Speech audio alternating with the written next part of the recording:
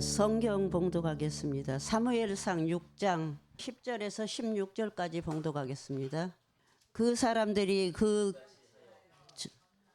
젖나는 소 둘을 끌어다가 수레를 메우고 송아지들은 집에 가두고 여호와의 계와 및 금지와 그들의 독종의 형상을 담은 상자를 수레 위에 실으니 암소가 벳세메스 길로 바로 행하여 대로로 가며 갈대에 울고 좌우로 치우치지 아니하였고 블레셋 방백들은 벳세메스 경계선까지 따라가니라. 벳세메스 사람들이 골짜기에서 밀을 베다가 눈을 들어 개를 보고 그 본 것을 기뻐하더니 수레가 벳세메스 사람 여호수아의 발 큰 돌 있는 곳에 이르러 선지라. 무리가 수레의 나무를 패고 그 암소들을 번제물로 여호와께 드리고 내이는 여호와의 계와 그 계와 함께 있는 금 보물 담긴 상자를 내려다가 큰 돌 위에 두매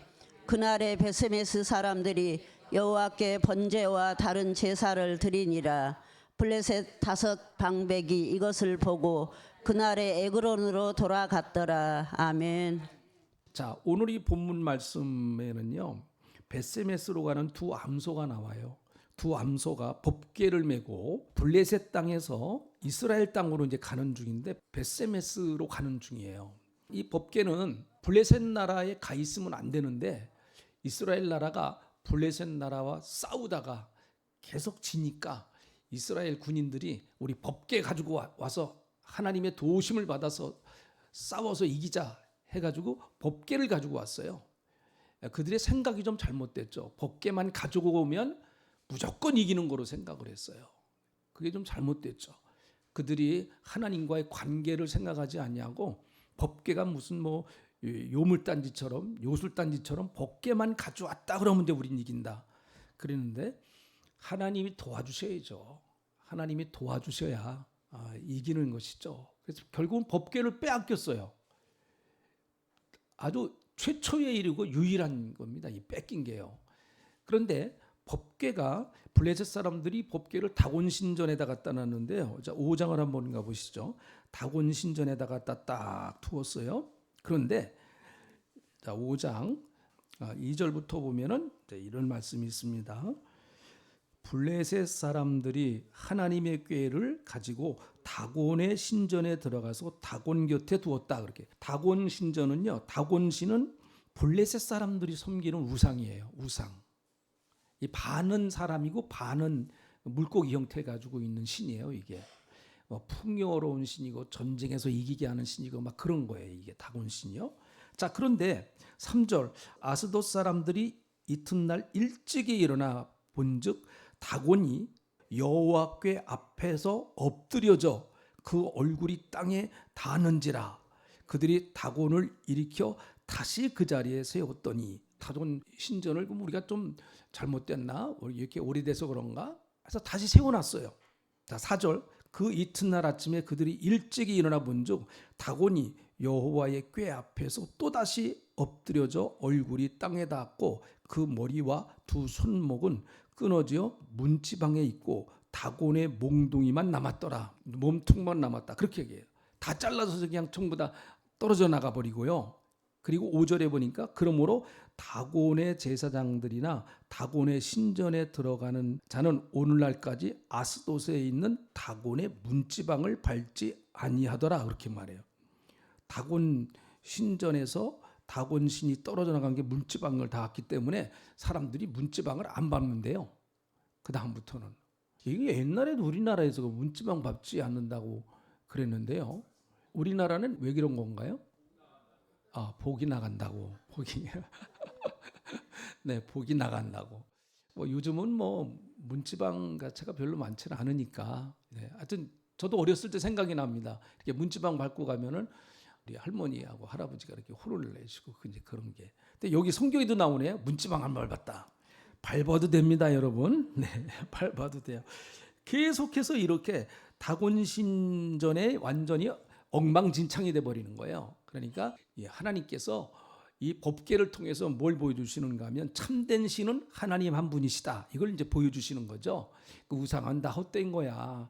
다 사람이 만들어 놓은 거야. 하나님만이 유일하신 참된 신이시다.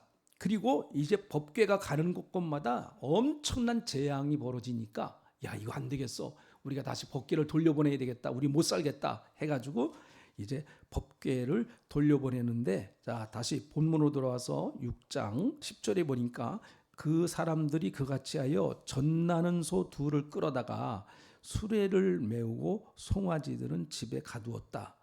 그 젖나는 소, 그러니까 그 송아지를 낳은 암소겠죠. 송아지는 집에다가 두고 이 젖나는 소 둘을 끌어다가 수레를 메우고 거기다가 법궤를 싣고 재물까지 실었어요.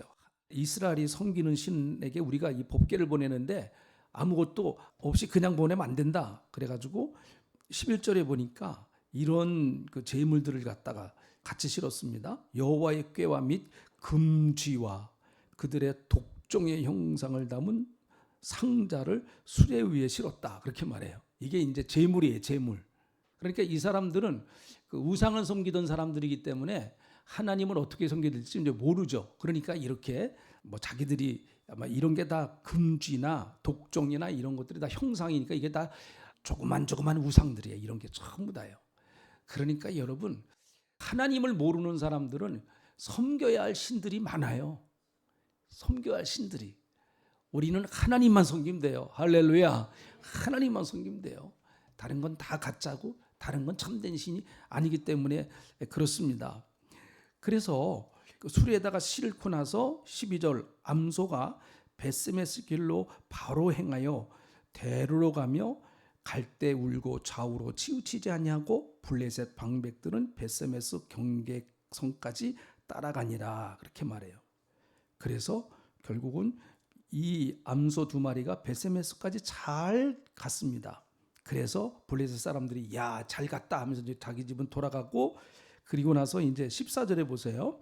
수레가 벳세메스 사람 여호수아의 밭 큰 돌이 있는 곳에 이르러 선지라 무리가 수레의 나무를 패고 그 암소들을 번제물로 여호와께 드렸다. 이렇게 말해요. 이게 이제 오늘 본문의 주된 내용입니다. 주된 내용이에요. 여기서 이 법궤는 암소가 짊어져야 할 사명이라고 봐요. 이것을 우리가 좀 해석을 해보면 암소가 짊어져야 할 사명이고, 이 암소 두 마리는 법궤를 수레에다가 싣고 벳세메스까지 가야 돼요. 딴 데로 가면 안 됩니다. 벳세메스까지 가야 되는 거예요. 그래서 이것은 마치 주님의 일꾼들이, 사명자들이 어떠한 모습으로 주님을 섬겨야 할 것인가 하는 것들을 요 한 사건을 통해서 우리에게 알려주시는 말씀이기도 합니다. 그래서 여러분, 사명자는 결국은 우리 권사님, 오늘 권사 헌신 예배인데 권사님들이 헌신하는 것은 어떤 자세로 헌신을 해야 되는가 하면, 우선은요, 우리가 주님의 일을 한다 할 때 주위의 환경 여건 상황을 따지면 주님의 일을 하기가 사실은 어렵습니다. 여기 나오는 지금 두 암소는요, 당장 송아지 젖을 먹여야 돼요. 젖을요. 그러니까 젖나는 두 암소, 이 두 암소가 젖을 떼고 그 송아지를 집에 두고 오니까 얼마나 고통스럽겠어요. 그러니까 12절에 보니까 갈 때 울었다 그렇게 말해요. 여러분, 소는 알아요. 그게 소는 압니다. 그게. 자, 이것은 결국은 우리가 주의 사명을 감당하기 위해서는 이 우선순위에 대한 문제를 잘 정해야 된다라는 것이죠. 예수님께서도 너희가 나를 따라오려거든 내 부모를 나보다도 사랑하면 안 되고 자식도 나보다도 사랑하면 안 된다. 이건 미워하라고 하는 얘기가 아니고 우선순위에 대한 문제다라는 거. 뭘 우선순위에 두느냐라고 하는 것이죠. 그래서 어떤 제자가 와서 예수님, 내가 당신을 따라갈 텐데 우리 집에 상이 났습니다. 그래서 장례를 치르고 오겠습니다. 그랬더니 예수님이 안 보내셔요. 안 보내십니다. 죽은 자들이 장례하게 하라. 그렇게 말씀하시면 너는 나를 따라와라. 인간적으로 보면 단호하신 것 같기도 한데, 때로는 우리가 주의 일을 하기 위해서는 이렇게 단호함도 필요하다는 것이죠. 주위 환경, 여건, 상황을 다 고려한다고 하면 주님의 일을 한다고 하는 것 자체가 힘이 들고 어렵습니다. 힘이 들고 어려워요. 그래서 여러분에게 주신 사명이 참 귀하고 소중하지 않습니까? 저는 그렇게 생각해요. 하나님께서 우리의 생명을 살려두시는 이유는 사명이 남아있기 때문에 그렇습니다. 아직도 사명이 있는 거예요.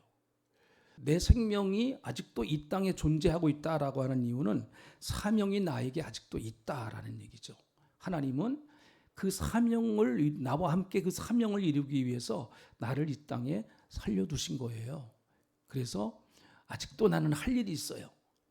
우리 한번 권사님들 따라 하시죠. 아직도 할 일이 있다. 네, 감사하죠. 아직도 할 일이 있다고 그러니까 감사해요.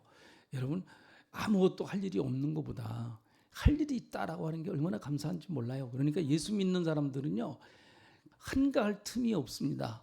왜 그런가 하면 주일날 와서 또 우리 권사님들은 바쁘게 하셔야 돼요. 바쁘게.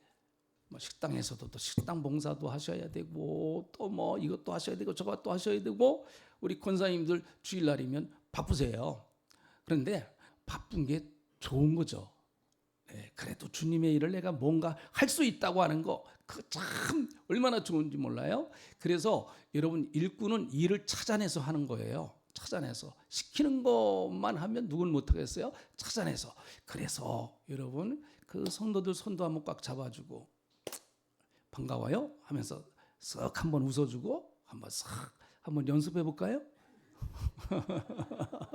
싹 한번 웃어주고 이렇게, 아이고 참 얘기 만나서 참 좋으네요 하면서 이렇게, 다 그게 주님의 일이거든요. 주님의 일, 주님의 일이거든요. 근데 어떤 분은 목사님, 나는 그 생리에 안 맞아요. 나는 그게 아주 생리에 안 맞아요. 그렇죠, 맞아요.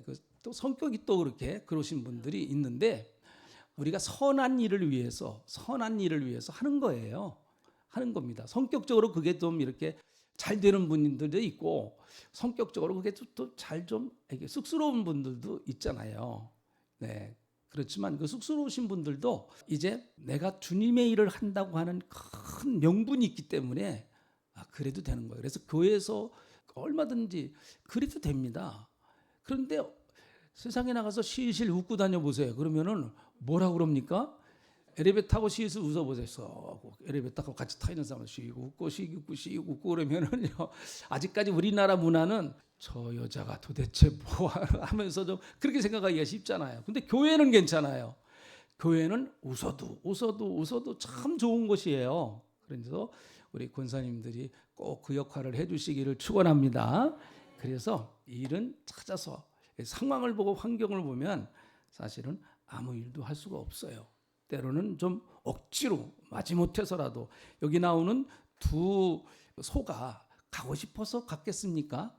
억지로 끌려간 거죠.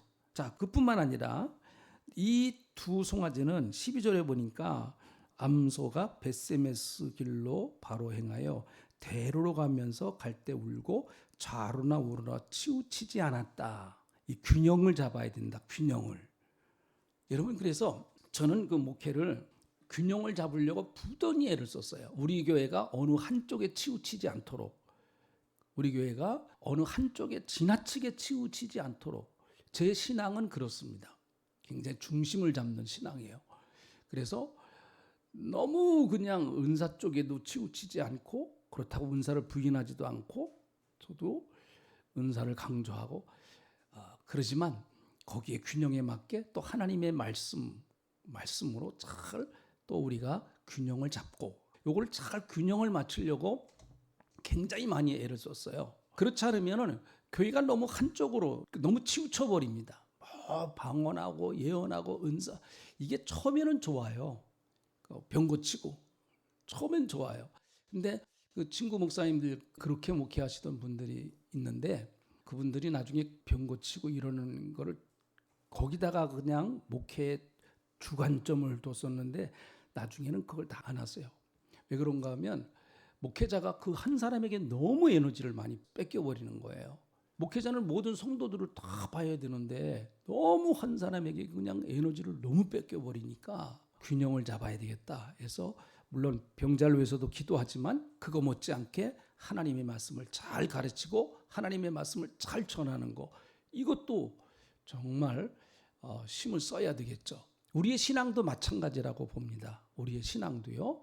그래서 우리 권사님들이 잘 이렇게 균형을 좀 이렇게 맞추셔야 돼요. 그러니까 교회에서도 그렇잖아요. 사람은 다 자기 취향에 맞는 사람과 가까이 하고 싶어요. 자기 취향에 맞는 사람과. 그러니까 끼리끼리 모인다 그러잖아요. 참새는 뭐끼리? 참새끼리. 끼리끼리 모이려고 하는 성향이 있습니다. 뭐 사람은 그게 어떻게 보면 본능이라고 볼 수가 있겠죠. 그래서 교회에서도 너무 이게 이 끼리끼리가 되면은 균형이 안 잡혀요. 균형이. 그래서 이걸 잘 여러분 이 균형을 잡아야 됩니다. 그래서 교회에서 정치 얘기를 대부분 안 하는 이유가, 정치는 분명히 한쪽으로 쏠릴 수밖에 없습니다. 이게 정치라고 하는 요소가 그래요. 한쪽으로 쏠릴 수밖에 없어요. 내가 한쪽으로 기울어 있으면 이거 절대로 안 바꿉니다. 안 바꿔요. 이게 균형 잡기가 어려워요. 그래서 교회에서는 정치 얘기하면 반드시 등을 지게 돼 있습니다.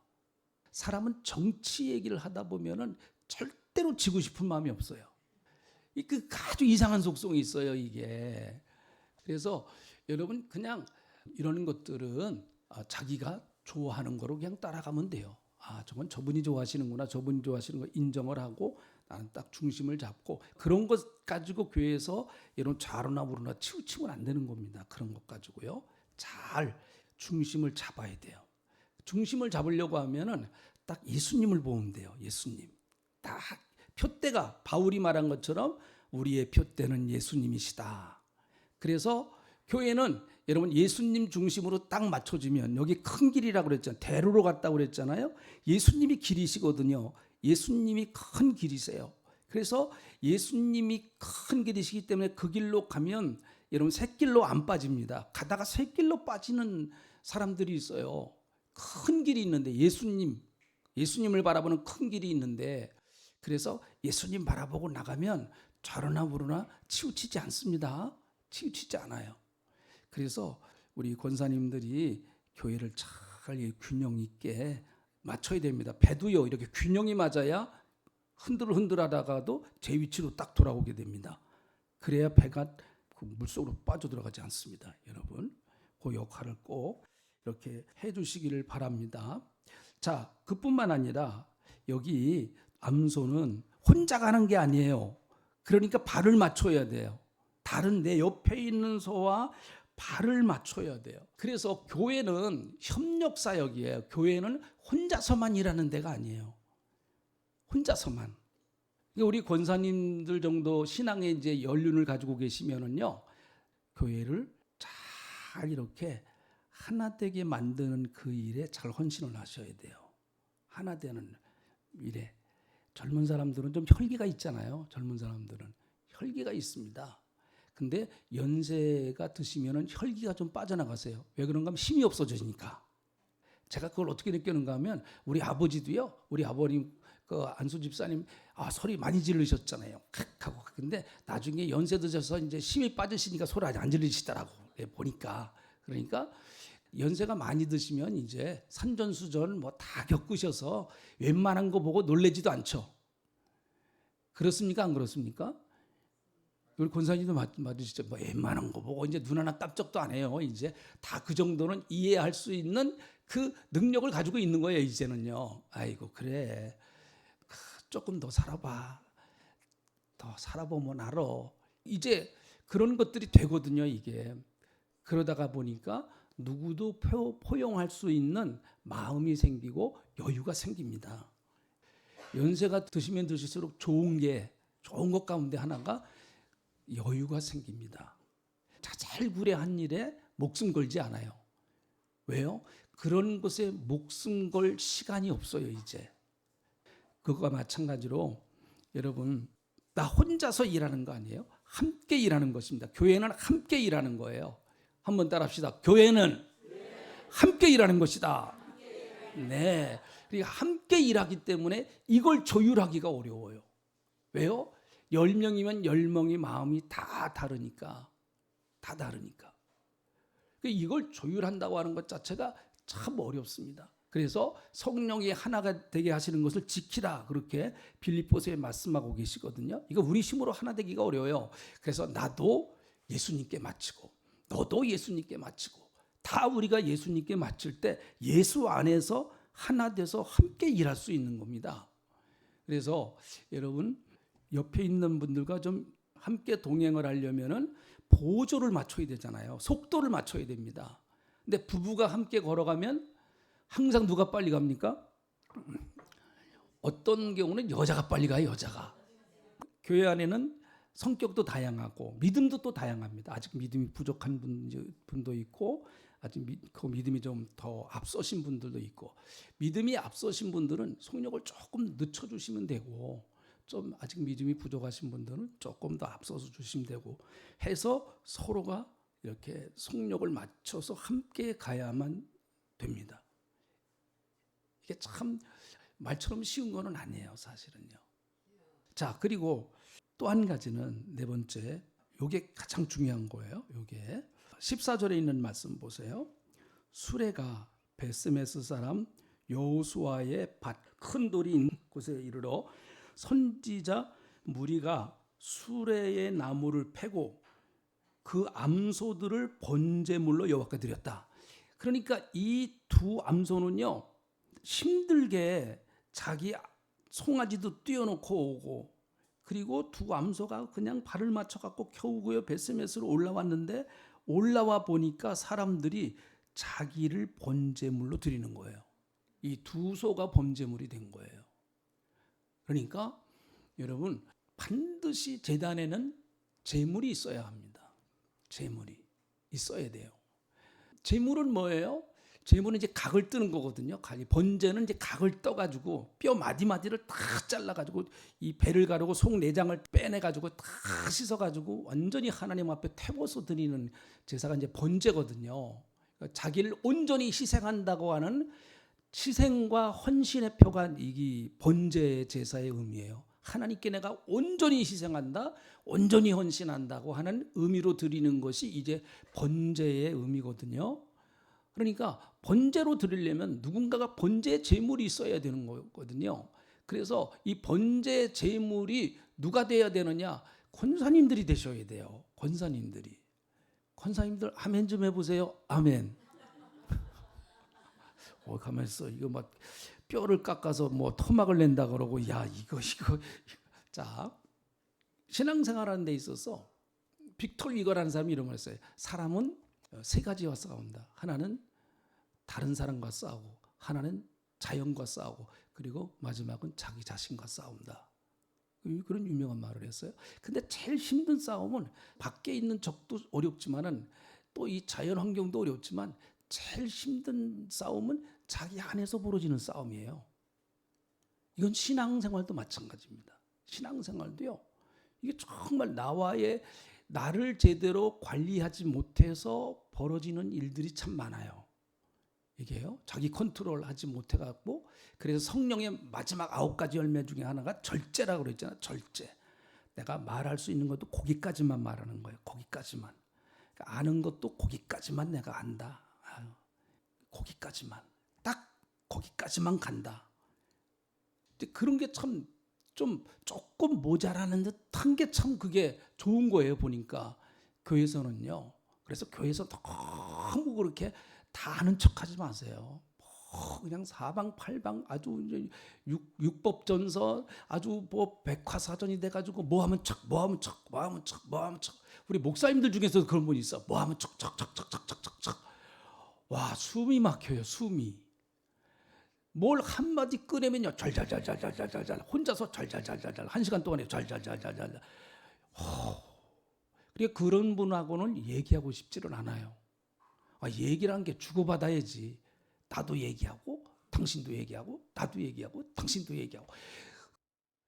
그러니까 우리가 자기 자신을 죽인다고 하는 것, 여러분, 바울이 고린도전서 15장을 한번 찾아보시죠. 우리가 익히 아는 말씀이에요. 고린도전서 15장 31절 바울과 같은 그런 위대한 사도, 여러분 예수님에 의해 가장 위대한 크리스천 그러면 바울이죠. 뭐 바울을 따라갈 사람이 누가 있겠습니까?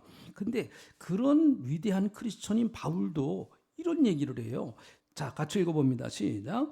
형제들아, 내가 그리스도 예수 우리 주 안에서 가진 바 너희에 대한 나의 자랑을 두고 단언하노니 나는 날마다 죽노라. 네, 이 죽는 것도 어떻게 죽는다고요? 날마다 죽는다 그랬어요. 이게 참 어려워요. 바울은 갈라디아서 2장 20절 내가 그리스도와 함께 십자가에 못 박혔나니, 자기가 그리스도와 함께 십자가에 못 박혔다고 그렇게 얘기를 합니다. 그러니까 자기의 육신과 정욕을 십자가에 못 박았다, 자기는 그렇게 얘기해요. 근데 이 육신과 정욕이 잘 다시 살아나요. 이게 보니까 이 살아납니다. 이게요, 아담과 하와로부터 내려온 죄악의 뿌리는 굉장히 깊습니다. 그래서 거듭난 성도임에도 불구하고 옛성품이, 옛사람은 죽었어요. 법적으로는 죽었습니다. 그러나 그의 영향을 받은 그 성품이 아직도 징글징글하게 남아서 나를 괴롭혀요. 나를 괴롭힙니다. 그래서 요 옛성품이 나왔다 그러면은 예수 믿기 전에 모습이 그대로 나와 버리는 거예요. 예수 믿기 전에 탁 모습이 나와요.